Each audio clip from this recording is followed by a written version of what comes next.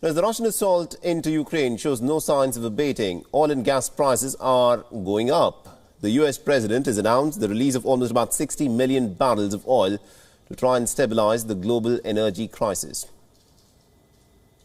I can announce the United States has worked with 30 other countries to release 60 million barrels of oil from reserves around the world.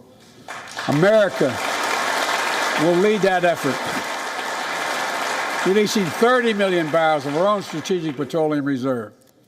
And we stand ready to do more if necessary, united with our allies. The fallout from severe sanctions on key exporter Russia is, of course, sowing confusion and panic amongst global crude oil traders, shipping firms and importers. European gas prices have surged by almost about 50%. Brent crude dropped at $112 per barrel. Now, this is the highest that it has been since 2014.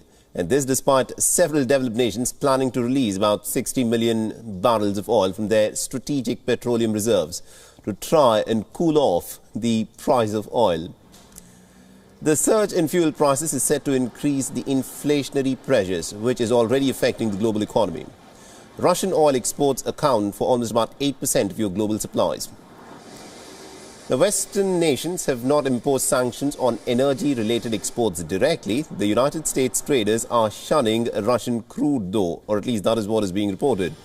And Germany's Vice-Chancellor is travelling to Washington for talks with the US officials. And that will focus on energy security and the need to ramp up renewable energy sources in the wake of Russia's attack on Ukraine. Germany gets a large share of its energy from Russia in the form of coal, oil and gas.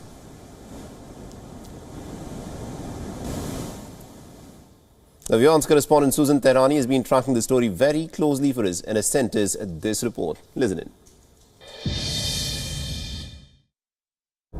During his State of the Union address, U.S. President Joe Biden mentioned energy sparingly. The president did say that he's releasing oil from the U.S. strategic oil reserves as a means to lower gas prices for Americans here in the United States. The president also insisted that oil producers here in the country have the capability to step up their production under the current administration's policies. However, experts say that it's the White House's aversion from fossil fuel pipelines that has made the United States so dependent on foreign oil.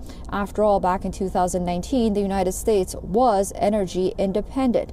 The White House has so far pushed back on the idea that the only way the United States and its allies would remove their dependency from Russian oil would be to produce more oil here in the United States.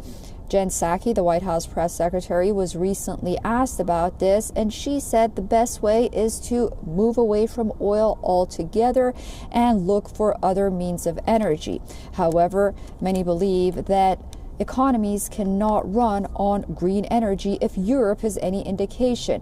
And for now, at least, replacing fossil fuel with green energy may not be the best option.